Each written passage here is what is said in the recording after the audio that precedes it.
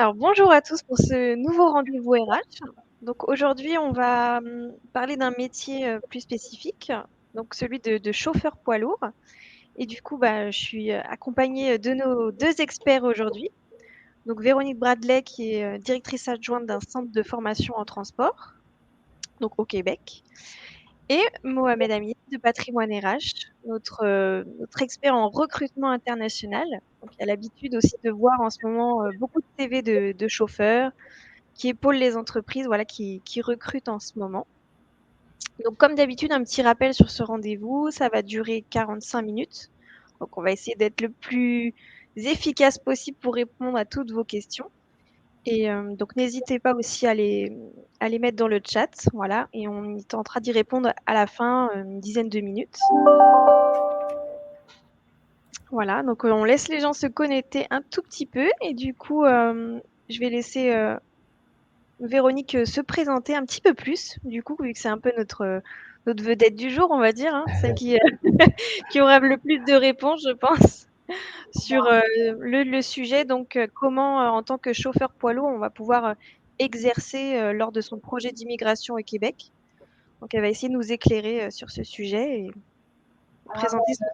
bonjour tout le monde. Véronique Bradley, directrice adjointe au CFTC, le Centre de formation en transport de Charlebourg. Le CFTC est un centre national. On est deux centres au Québec à effectuer la même mission. En fait, il y en a un dans la région de Montréal qui s'appelle le CFTA, le Centre de formation en transport de Saint-Jérôme, dans la commission scolaire de Rivière-du-Nord. Ils sont situés, eux autres, leur bassin est davantage dans la région de Montréal et tout l'ouest de la province. Nous, on est de Sherbrooke jusque dans le nord et dans l'est du Québec, la Gaspésie, la Côte-Nord, le lac Saint-Jean. On couvre une très grande portion du Québec. Alors, notre siège social est dans la ville de Québec, dans la région de Charlebourg. Notre centre offre, comme Madame l'a dit, le DEP, le diplôme d'études professionnelles en transport par camion. C'est une durée de 615 heures. C'est une formation qui dure environ 4 mois et demi et qui permet à des conducteurs, conductrices de camions d'intégrer le marché du travail par la suite. Voilà, c'est pas mal ma présentation. On a aussi plusieurs autres services dont je pourrais effleurer plus tard, là, notamment la reconnaissance des acquis des compétences pour ceux qui ont une expérience de travail dans le marché, dans l'industrie du transport. D'accord. Est-ce qu'il y a des prérequis auprès de la SAC ou auprès Oui. d'autres organismes pour pouvoir bénéficier de la formation ou de la reconnaissance des acquis dans Oui. votre centre? Pour s'inscrire à la formation DEP, les préalables, tout d'abord, il y a des préalables scolaires. On doit avoir l'équivalent d'une quatrième secondaire réussie en français, mathématiques et anglais. On va analyser les dossiers de ceux qui vont postuler là, pour voir s'ils ont l'équivalence ici. On doit avoir une expérience de conduite minimale de 24 à 36 mois en permis de promenade avec une voiture.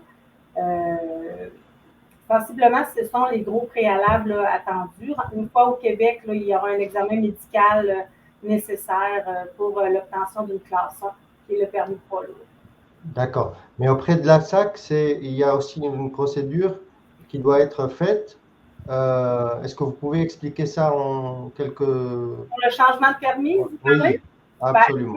une fois qu'on arrive au Québec, on doit effectuer un changement de permis. On ne peut pas débuter une formation avec un permis international, par exemple, ou un permis de son propre pays. On doit obligatoirement faire un changement de permis pour avoir un permis de promenade québécois. Une fois qu'on a son permis de promenade québécois, on doit faire un examen médical qui est demandé par la Société d'assurance automobile du Québec. Et cet examen médical-là va venir certifier que vous êtes apte physiquement à obtenir une classe supérieure, soit la classe 1, 2 ou 3. D'accord.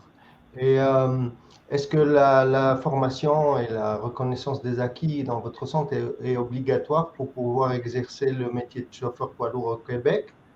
Et quels sont les avantages pour les candidats et aussi pour les employeurs? D'accord. pour obtenir un permis de poids lourd, présentement, ce n'est pas encore obligatoire de suivre une formation. Il y a des gens ici qui obtiennent un permis de classe 1 sans avoir suivi de formation. Toutefois, l'avantage de suivre la formation, c'est au niveau des assurances. Les assureurs vont reconnaître la formation en transport là, comme étant une expérience de travail. Donc, c'est préférable pour les transporteurs d'avoir des conducteurs là, ayant un diplôme. La reconnaissance des acquis et des compétences donne le même avantage. En fait, c'est un diplôme au même titre qu'avoir suivi la formation complète. La différence, c'est que la personne arrive ici, fait son changement de permis, a une petite formation là, très brève là, et a une entrevue. Suite à l'entrevue, des examens pratiques. Et si la personne réussit les évaluations, là, obtient son diplôme au même titre que quelqu'un qui aurait suivi la formation. Toutefois, le Québec, c'est une région où le climat, la réglementation, le type d'équipement aussi est très différent de certains pays. Donc, suivre la formation, même pour quelqu'un qui a une grande expérience dans son pays, ça ne peut qu'être bénéfique étant donné toutes nos particularités. D'accord. Transmission manuelle qui est non synchronisée et qui est différente là, de transmission manuelle dans les autres pays. Et est-ce que les candidats étrangers, qu'ils soient français ou dans d'autres pays, d'Afrique du Nord, d'Afrique subsaharienne ou ailleurs, peuvent commencer la formation ou la reconnaissance des acquis depuis l'étranger avant leur arrivée à Québec? Non.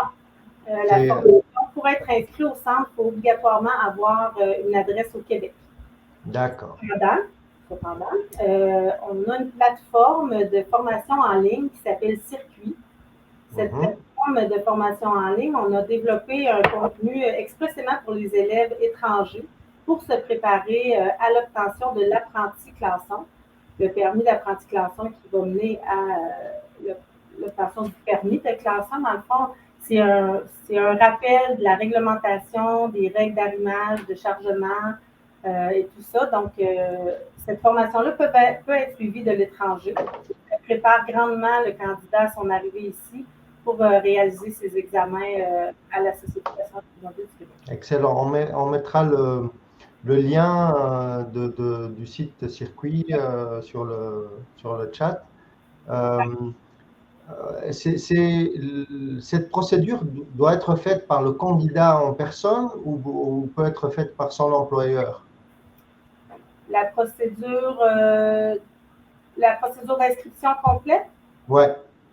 En fait, la plupart des candidats, la majorité, en fait, le font par eux-mêmes, déposent un dossier d'admission, ils vont m'écrire un courriel, et là, on va leur envoyer toute la procédure là, étape par étape. Ils doivent m'envoyer certificat de naissance, passeport, leur diplôme, une photo de leur permis de conduire et tout ça. Une fois que j'ai reçu les documents, je fais analyser les diplômes pour m'assurer des préalables scolaires et valider aussi si le candidat a accès à la gratuité scolaire.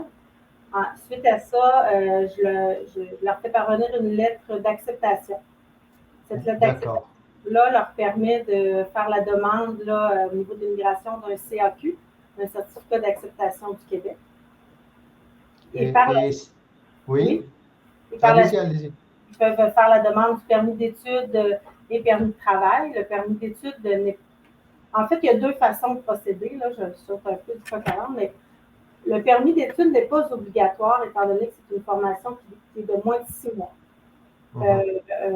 Quelqu'un qui voudrait venir ici parce qu'il accompagne sa conjointe qui a déjà obtenu un permis d'études dans une autre institution et qui, par le fait même, se voit octroyer un permis de travail ouvert ici, peut s'inscrire avec son permis de travail. D'accord. Pour suivre la formation, le permis d'études n'est pas obligatoire. Toutefois, la personne qui n'a pas accès à un permis de travail dès son entrée va faire la demande d'un permis d'études et d'un CAQ. D'accord. Pour faire la formation. Et si on prend par exemple pour être pratico-pratique, un chauffeur poids lourd français versus un chauffeur poids lourd étranger, quels seraient les délais pour toute la procédure pour que pour dire, c'est pour que l'employeur ait son candidat prêt, opérationnel et avec sa reconnaissance des acquis, par exemple. Dépendamment du pays du candidat, il faut s'assurer de voir s'il y a une réciprocité entre les permis de conduire. Ça veut dire que le français, par exemple, le permis de conduire est reconnu ici, là, pareil que les Québécois, donc il n'y a pas d'attente supplémentaire. Quelqu'un qui vient d'un pays où il n'y a pas de réciprocité entre les permis, lorsqu'il va arriver ici au Québec, il devra faire son examen théorique pour l'obtention du permis de promenade. Oui. Ensuite, il devra faire son examen de pratique de son permis de promenade. Et à ce moment-là, son expérience de conduite lui sera reconnue et il pourra commencer les démarches pour l'obtention d'un permis de classe 1. La différence aussi avec quelqu'un qui provient d'un autre pays que la France, c'est les frais de scolarité. Les Français ont accès à la gratuité scolaire suite à l'entente France-Québec. Donc, un candidat d'un autre pays que la France qui voudrait faire une reconnaissance des acquis, par exemple, c'est beaucoup moins dispendieux, c'est environ 2800 $ canadiens pour ce processus-là, qui mène à l'obtention du permis de classe 1 et du diplôme de formation professionnelle. Quant au DEP complet, un élève autre qu'un Français, c'est plus de 24 800 $. Donc, la démarche est plus longue au niveau de l'immigration parce qu'on doit démontrer sa capacité financière à subvenir à ses besoins pendant le temps de la formation. Et c'est surtout au niveau de l'immigration pour démontrer aussi là, toutes les données qui vont être demandées pour l'acceptation du CAQ, par exemple. D'accord. Au niveau de l'immigration du pays du candidat.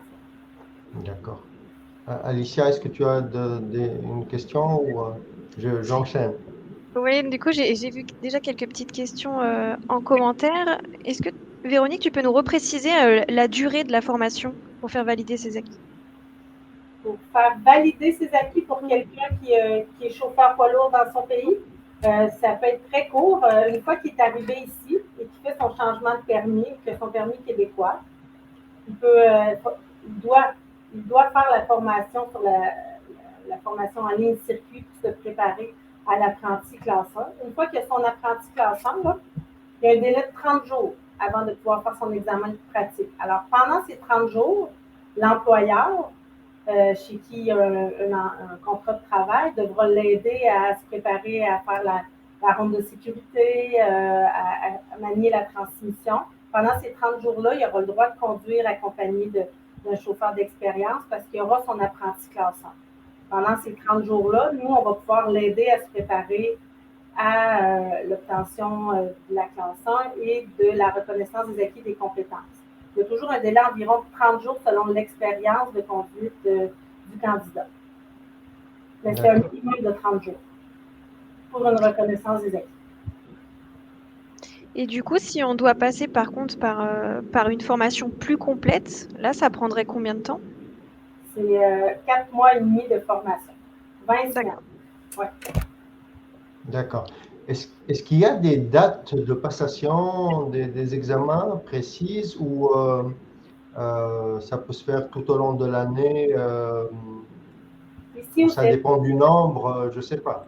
On a des entrées là, aux 2 semaines. On a des nouvelles formations aux 2 semaines.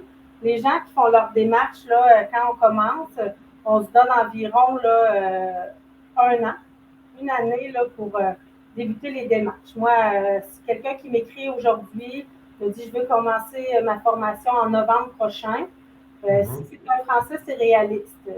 Avec toute l'attente pour les réponses de l'immigration et tout ça. Donc, novembre, des fois, ça se prolonge. Alors, je refais une lettre et je change les dates pour leur permettre là, de poursuivre leur démarche. Là, mais environ là, du début des communications jusqu'à l'arrivée ici, c'est environ 1 an. On demande toujours d'arriver au moins 1 mois et demi à 2 mois avant pour prendre le rendez-vous médical, le rendez-vous à la SAC, toutes ces démarches-là administratives-là, donc d'arriver au moins Ouais. 8 semaines à 10 semaines avant. Justement, pour gagner du temps et faire gagner du temps à l'employeur aussi, avez-vous des conseils à leur arrivée? Qu'est-ce qu'ils doivent faire en premier pour vraiment gagner du temps et essayer de Oui. faire en sorte que oui. Alors, quand on a notre date d'arrivée, qu'on a acheté notre billet d'avion, on peut tenter de prendre un rendez-vous tout de suite à la SAC. D'accord. Souvent, ils vont, pour changer de permis, il faut absolument avoir une adresse ici. Alors, ces démarches-là doivent avoir été faites au préalable. Mais on peut appeler pour prendre notre rendez-vous parce que des fois, il y a environ 4 à 6 semaines d'attente, dépendamment des points de service. Donc, quand on peut appeler avant pour prendre ce rendez-vous-là, c'est très aidant. Même chose pour le rendez-vous médical. Il faut faire des recherches. Quelle clinique médicale fait ces examens demandés par la SAC? Là. Ça, on peut le faire d'avance. D'accord. Et pour les formations, quelles sont les formations que vous offrez? Y a-t-il une possibilité de le faire en cours du soir ou durant les week-ends, etc. Vous savez, les Oui. candidats travaillent, donc ils n'ont pas toujours le temps de faire ça durant la journée. Et quelles sont les formations que vous offrez, justement? Ben, le DEP, c'est une formation qui est de jour présentement. Nous sommes en train de développer là, une nouvelle offre de service qui va se faire les soirs pendant une durée d'environ 30 semaines. Ça va se mettre en place là, au courant d'ici la fin de l'année scolaire qui se termine à fin juin. Là, on va avoir une nouvelle offre de service là, de DEP transport par camion qui va se faire de soir.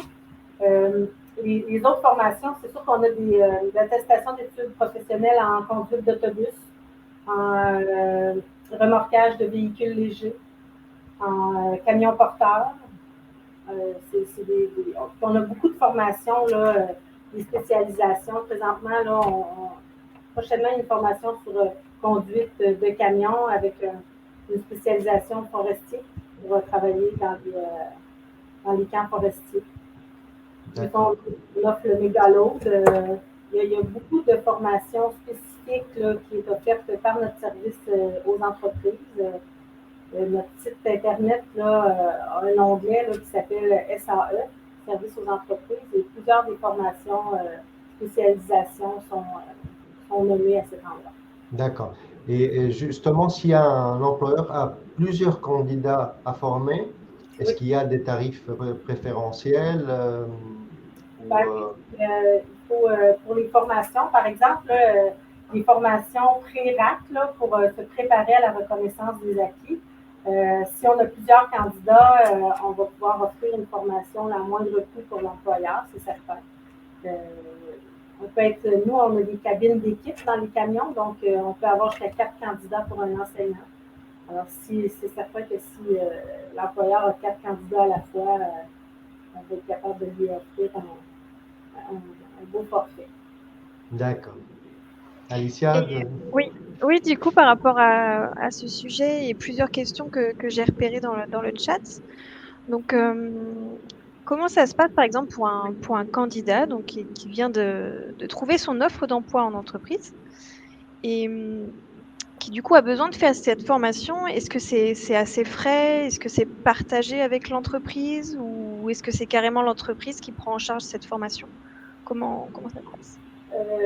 Ben, pour un Français, il n'y a pas de frais. C'est des frais complémentaires d'environ 65 là, pour le matériel pédagogique, mais il n'y a pas de frais. Quand on vient ici avec un contrat de travail et un permis de travail lié à une entreprise, les entreprises qui sont en pénurie de main-d'œuvre vont défrayer une bonne partie des coûts. Ça dépend toujours de la façon dont on va avoir fait notre recherche. Là. Parfois, il y en a qui le font seuls et qui vont tenter d'obtenir un permis de travail et un contrat de travail une fois ici. Ça, c'est différent. C'est différent d'une compagnie à l'autre. Et les entreprises en transport qui font affaire avec des agences de recrutement vont payer les frais pour les faire venir ici, les installer, les démarches administratives et tout ça. D'autres vont le faire par eux-mêmes, ils vont faire leur recherche d'emploi par eux-mêmes. C'est toujours un coup de. C'est un coup de sort, là. Souvent, les démarches se font et on n'a jamais rencontré les candidats. Ça peut être un type de transport qui ne convient pas non plus. Il y a tellement de types de transport, la personne elle va arriver ici et peut-être que ce ne sera pas ce sur quoi elle avait des aspirations et peut-être que ça ne conviendra pas à son mode de vie ou s'ils viennent avec leur famille et tout, là, il faut prendre ça en considération. Des fois, les frais sont partagés, des fois, c'est le candidat simplement qui fait ses propres démarches. Okay. Et est-ce qu'il y a un niveau d'expérience professionnelle minimum à avoir pour faire la formation? Pour faire la formation, non. Non. Pour la reconnaissance des acquis, oui. Il faut démontrer une expérience suffisante là, pour être capable de réussir les évaluations une fois arrivé ici. Là. Donc, il y a un minimum d'expérience qui va être reconnu et validé par des lettres d'employeur. D'accord. Et une idée un petit peu du niveau d'expérience requis, à peu près? Ben, quelqu'un qui va avoir moins d'1 an d'expérience, ça va se sentir ici. Là, la reconnaissance des acquis, ce n'est pas quelque chose qui se fait plusieurs fois. Il n'y a pas d'échec. Donc, si on ne réussit pas, l'élève, le candidat doit aller en formation d'appoint. D'accord. La formation d'appoint doit être aux frais de l'élève s'il n'a pas le droit à la gratuité scolaire. Et s'il a besoin d'aller en formation d'appoint, il devra avoir des préalables seulement, ce qui n'est pas demandé pour une reconnaissance des acquis là, au départ. Okay.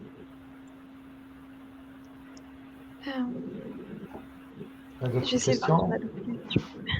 Ouais. Non, après, du coup, on peut aussi, je peux aussi te poser des questions, Amine, d'un point de vue, toi qui as en ce moment des entreprises du coup qui recrutent des chauffeurs poids lourds. Qu'est-ce qu'elles recherchent? En ce moment, on a une offre précise qui concerne les conducteurs de toupie béton. D'ailleurs, je ne sais pas si le centre forme en toupie béton ou pas. C'est les bétonnières. Vous formez Oui, c'est aussi un permis de poids lourd, parfois classe 1 ou classe 3, mais nous. Non, mais vous ne faites pas de formation Typiquement, spécifique.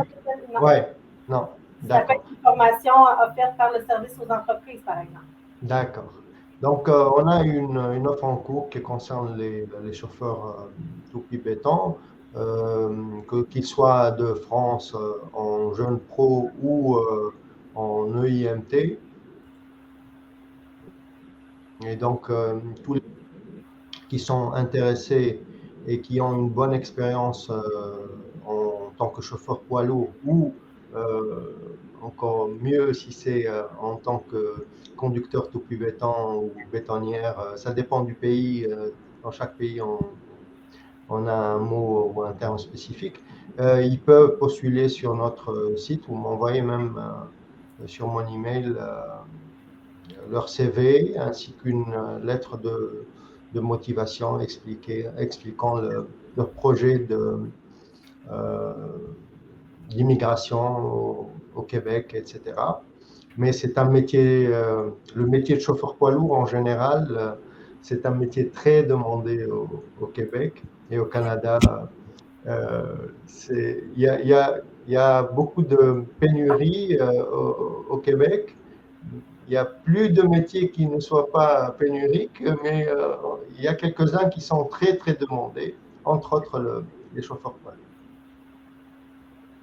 Merci. Je pense que ça va intéresser pas mal de monde. Tu vas peut-être Ah oui, recevoir des candidatures du bien coup. sûr, avec grand plaisir. Alors, et du coup, ça me fait penser à une autre petite question que j'ai remarquée. Souvent, on demande s'il y a une limite d'âge, par exemple, pour le centre de formation, faire valider ses acquis.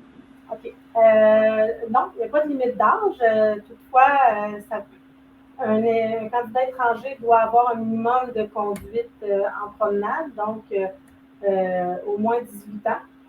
Parce que je ne sais pas l'âge d'obtention du permis de conduire dans certains pays, mais au moins 18 ans et l'expérience de 24 mois. Mais on a des élèves ici jusqu'à 70 ans. Là. Souvent, c'est des projets de retraite pour plusieurs personnes, des réorientations de carrière. Il n'y a pas de limite d'âge. D'accord. Et Véronique, on demande oui, aussi, on est en comité sectoriel pour la place des femmes parce que les conductrices de camions sont aussi les bienvenues dans les entreprises et sont sous-représentées, les femmes. Ce sont de bonnes conductrices qui sont méthodiques et sont autant capables que les hommes. Donc, on aimerait que plus de femmes de l'étranger viennent travailler dans l'industrie du transport. Donc, c'est ouvert aux hommes et aux femmes à part égale. ah, d'accord. Alicia, je ne sais pas, on n'a pas eu de témoignage de femmes chauffeurs Non, poids lourds. j'ai pas eu de. Non, j'ai eu le témoignage d'une femme qui était conductrice de chariot élévateur. On a eu aussi une soudeuse, mais j'ai pas. Mais j'imagine qu'il y en a, hein. Vous pouvez aller voir sur le site web de Camoroute, qui est un comité sectoriel en transport. Et ils ont un micro-site qui s'appelle Objectif 10% conductrice de camion. Et il y a des études, il y a plusieurs articles, il y a même une entrevue là, en rediffusion là, avec des ambassadrices et les femmes ont leur place en transport et on les invite à venir ici en conductrice d'autobus, de camion porteur et de poids lourds, de camions de semi-remorque. Souvent, ça fait peur. Auprès des femmes, c'est un milieu traditionnellement masculin, mais on le promouvoit. Et c'est la même chose pour les étudiantes ou les candidates étrangères. J'ai parfois des candidates provenant de la France qui ont fait la formation, mais de d'autres pays, très rarement. Donc, on les invite à s'inscrire. Ils ont autant les capacités que les hommes.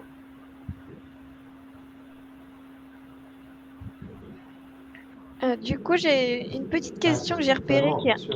qui est un peu technique. Donc, Oui, je m'adresse plutôt à Véronique. Et, J'espère avoir bien et, compris la question. Euh, on me demande des informations, par exemple, sur les qualifications de transport de matières dangereuses. Et, par exemple, comme ADR citerne.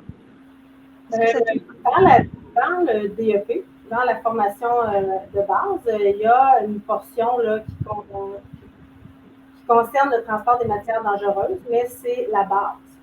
Donc, quelqu'un qui va se diriger chez un transporteur de citernes et de matières dangereuses devra se spécialiser. Souvent, c'est la responsabilité du transporteur d'offrir la spécialisation là, du transport de matières dangereuses au conducteur.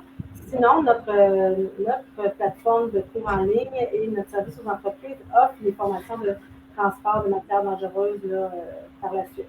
D'accord.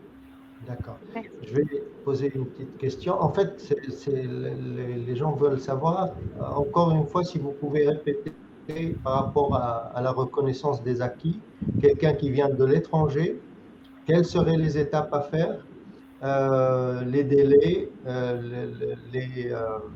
les coûts, etc. Pour venir ici au Québec et faire une reconnaissance des acquis, il faut venir avec un permis de travail. Donc, il faut déjà avoir un contrat de travail avec un employeur. Vous ne pouvez pas obtenir un permis d'études pour faire une reconnaissance des acquis. Ça, c'est la première chose à faire, c'est d'avoir un contrat de travail avec un employeur et d'avoir obtenu un permis de travail.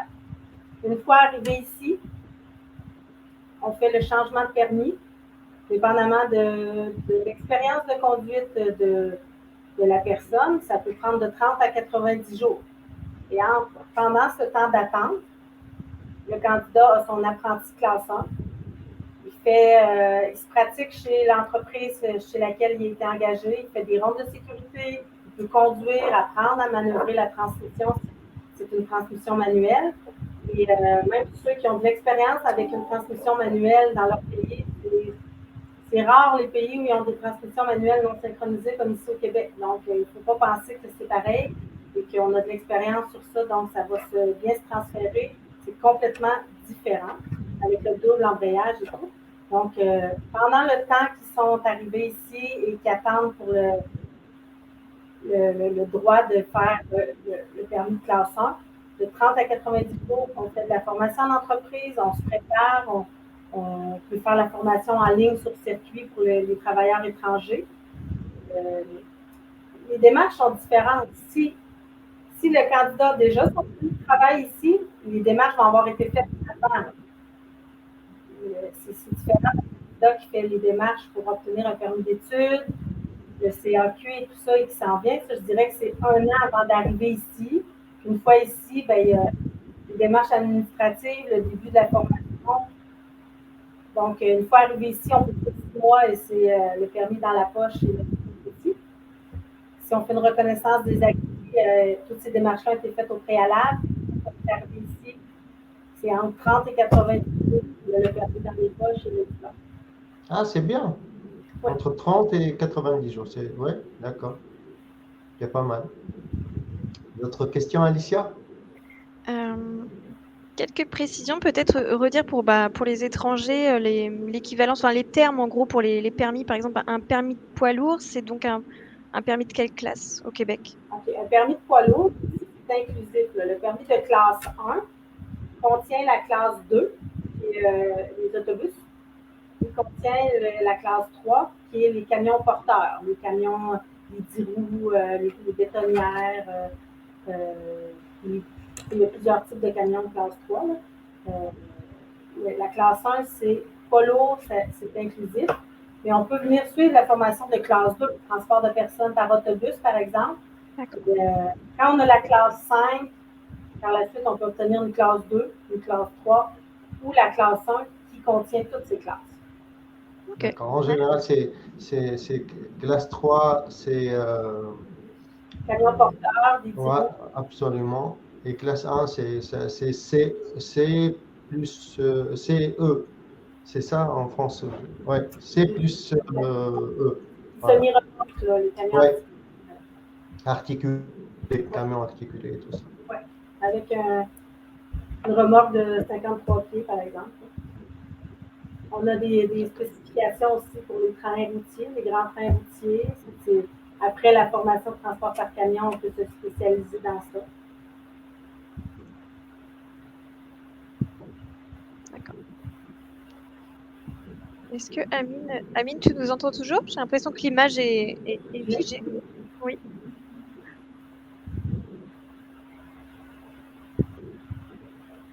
Ah. Petit problème de connexion. C'est les aléas du direct.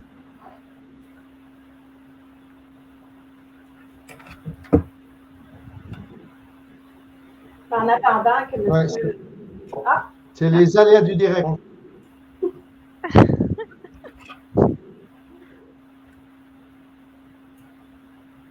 Êtes-vous toujours là? Oui.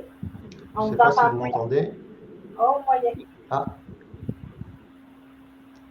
Désolé, c'est la connexion Internet qui ne... Ah, c'est bien. D'accord. Alicia, d'autres questions? Désolé pour ce problème technique. Aucun problème. Du coup, je vais demander. Ça fait déjà une bonne demi-heure qu'on est tous les trois réunis pour ce rendez-vous. Du coup, je vais demander à tous ceux qui nous écoutent de poser leurs questions dans le chat. Comme ça, on va pouvoir y répondre. On a déjà fait pas mal de petits sujets, répéter un petit peu les différentes étapes clés. Après, il y a aussi beaucoup de questions sur la partie recrutement. Voilà, donc comment trouver un employeur au Québec en tant que chauffeur poids lourd. Alicia, tu peux parler un petit peu de MoveJob aussi, de la plateforme, qui peut intéresser aussi bien les employeurs que les candidats. Alors du coup, MoveJob, c'est une plateforme de recrutement international. C'est vrai que pour ceux qui nous découvrent, donc on vient compléter un petit peu l'offre présente sur le marché en se différenciant. C'est-à-dire que vous soyez pas étonnés si vous ne trouvez pas d'offre d'emploi sur notre plateforme. Comment dire, on fonctionne d'une autre manière. En fait, chaque candidat et entreprise crée son profil, donc avec ses attentes. C'est-à-dire donc la destination qu'elle souhaite. Donc par exemple, je veux immigrer au Québec, je remplis les différentes villes du Québec. je précise mes compétences. Ouais, on fait vraiment un focus sur les compétences métiers. Donc, je suis par exemple chauffeur poids lourd, j'ai telle compétence technique, tel type de transport. Voilà, je dresse vraiment mon profil, les types de contrats que je recherche. Et ensuite, ça va être un système de match, en fait, euh, entre le candidat et l'entreprise. Voilà, donc vous n'avez pas besoin d'adapter votre CV, de broder une lettre de motivation. Non, vous montrez qui vous êtes, ce que vous avez envie, votre projet d'immigration, avec votre CV, une lettre, etc., et vos compétences. Et ensuite, ça fait le match automatiquement sur la plateforme, ce qui fait gagner un gain de temps des deux côtés, au final, aussi bien du candidat que de l'entreprise, pour faciliter un peu les connexions. Parce qu'on sait que les processus de recrutement à l'international sont assez longs, parfois compliqués. Donc, voilà, pour les entreprises, ça peut vraiment faciliter Ouais. ce processus. Et c'est complémentaire, notre partenaire MoveJob, c'est complémentaire à ce que nous faisons à Patrimoine RH. Nous, c'est des offres concrètes. C'est par exemple en ce moment des soudeurs, des paysagistes, des chauffeurs ou conducteurs toupie béton, etc. Et ça change tout le temps. Donc, les candidats peuvent postuler aussi bien sur l'un ou l'autre et avoir des offres. C'est Est-ce ça. qu'on a des questions, Alicia? D'autres questions? Euh, on nous parle d'un changement de permis. Est-ce que c'est en français ou en anglais ou en langue natale? Comment ça marche? Les changements de permis, d'ailleurs. C'est Comment... auprès de la SAC. Ok, SAC. C'est en français ou en anglais, mais ça demeure dans ces deux langues. Si vous êtes davantage anglophone, vous avez la possibilité de faire les examens en anglais. Ouais, Mais le DEP, absolument. par contre, la formation que nous offrons, nous l'offrons en français principalement. On l'offre en anglais dans une ou deux régions, la Gaspésie ou le Grand Nord du Québec. Donc, si on souhaite faire une formation en anglais, ça va être plus facile de se diriger là, dans le coin de Montréal et de faire affaire avec une formation en transport de Saint-Jérôme. Euh, plus de clientèle anglophone. Excellent. et du coup, peu importe l'endroit dans lequel on fait la formation, c'est-à-dire si on veut exercer donc au Québec, on peut faire une formation n'importe où au Québec en fait. Oui, si on veut s'installer, par exemple, des gens vont dire, ben moi, je souhaite la faire dans la région du centre du Québec, Drummondville, par exemple, parce que j'ai des connaissances qui habitent dans ce coin-là. Je vais m'installer là, ça va être plus facile pour moi, pour mon intégration. Ben, on offre des cours dans cette région-là quelques fois par année. Quelqu'un qui n'a aucune idée, aucune connaissance dans la région, ben, on peut dire, je vais aller dans la région de Québec parce qu'il y a des formations plus régulièrement ici, là, à Charlebourg. On va être dans une région, par exemple, quelqu'un dernièrement tenait à s'inscrire en Gaspésie parce qu'il y avait de la famille qui allait l'héberger durant la formation. Mais une fois que tu as terminé, ben, tu peux aller t'installer au bord de centre. D'accord. Et est-ce qu'il y a en général, c'est compliqué par exemple d'avoir une place? Est-ce qu'il y a des quotas peut-être de... Donc, on a vraiment une belle offre de formation. Les candidats étrangers font leur démarche d'avance. Donc, on peut réserver. Une fois que le candidat a validé son CAQ, permis d'études ou travail, ben, on va réserver une place sur une formation à venir. Donc, il n'y a pas vraiment d'attente. Puis souvent, quand ils arrivent ici, ben, ils arrivent plus tôt. Puis lorsqu'on a des diplômés, on peut les placer plus tôt sur une formation. Donc, on essaie de rapidement les placer. C'est pas une problématique. Ce qu'on n'a pas abordé, par contre, c'est ceux qui viennent ici avec un permis d'études. Ils arrivent au Québec avec un permis d'études, ils font leur formation, et souvent, ils souhaitent demeurer ici par la suite. Euh, c'est là que ça se corse parce qu'ils ne peuvent pas travailler lorsque la formation est terminée tant qu'ils n'ont pas obtenu un contrat de travail avec une compagnie de transport qui a fait valider un EIMT et qui ont obtenu un permis de travail. Donc, parfois, une fois que la formation est terminée, ils vont devoir retourner dans leur pays pour faire ces démarches-là, qui peuvent durer de 5, 6 à 8 mois, par exemple. Là. Donc, dès qu'on arrive ici, il faut commencer à faire les démarches auprès d'employeurs pour minimiser le temps d'attente à la fin de la formation. On attend que notre stage soit complété, trouver un emploi et une entreprise qui est prête à nous prendre avec un contrat de travail et un permis de travail étudié. Si c'est une entreprise qui n'a jamais fait ces démarches-là, qui n'a jamais fait de l'IMT, ça va être long. C'est 8 mois à 1 an, là, comme M. Amin le disait précédemment. Alors, il faut s'attendre à ça. Si on veut rester ici, il faut s'attendre à avoir des délais, à avoir un petit coup de fin parce qu'on n'aura pas accès à un emploi là, entre la fin du DEP et l'obtention de permis de travail. D'accord. Juste, je veux rappeler qu'on a une offre en cours qui concerne les conducteurs toupie béton et que les candidats sont les bienvenus, qu'ils soient de France ou d'ailleurs d'Afrique du Nord ou d'Afrique subsaharienne.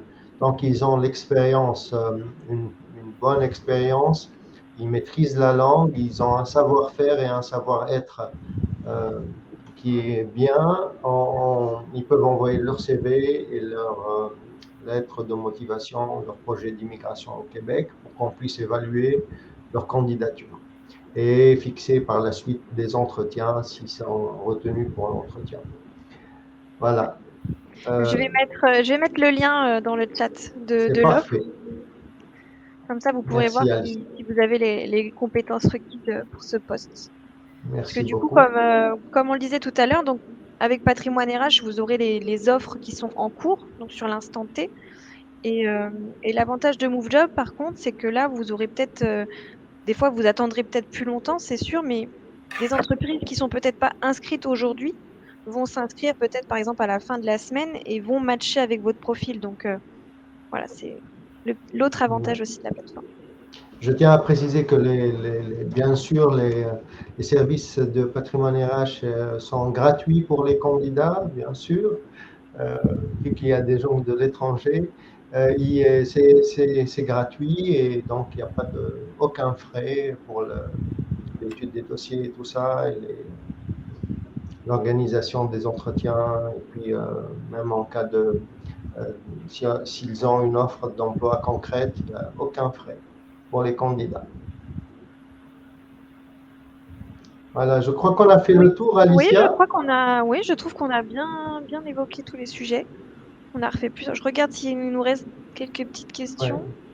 Ouais. Je pourrais vous donner l'adresse de la formation en ligne circuit pour les étudiants étrangers là, pour se préparer à l'arrivée au Québec, voir à quoi peut ressembler le contenu là, avant une reconnaissance des acquis qu'ils auront à développer. Très intéressant, oui, absolument, vous avez raison. Je mettrai un lien. Je vois qu'on a un conducteur d'autobus au Brésil qui nous écoute. On voyage aujourd'hui, c'est... Ouais. Donc, on laisse le... Oui, vas-y, Alicia.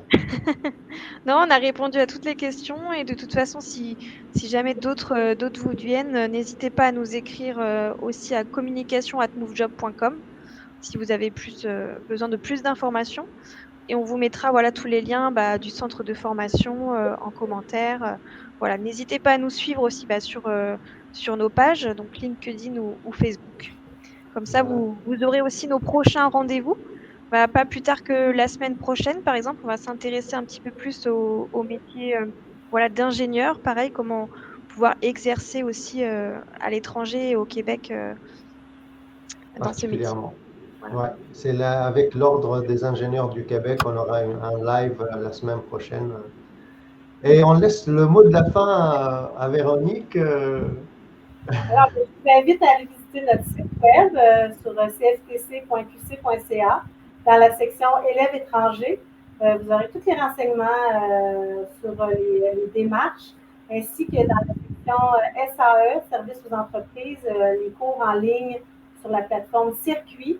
Il y a un catalogue impressionnant de formations là, qui sont accessibles à vous partout dans le monde. En fait, il n'y a pas besoin d'avoir d'adresse au Québec pour s'inscrire à ces formations en ligne. Merci beaucoup. Merci beaucoup. Ils sont bienvenus. Je réitère ce point. C'est très important pour nous. Merci. Bah, merci à Alicia, vous deux. Merci beaucoup. merci beaucoup et à Je vous très souhaite une bientôt, bonne journée. j'espère. À Bonne très bientôt. journée, merci, au revoir. Au revoir.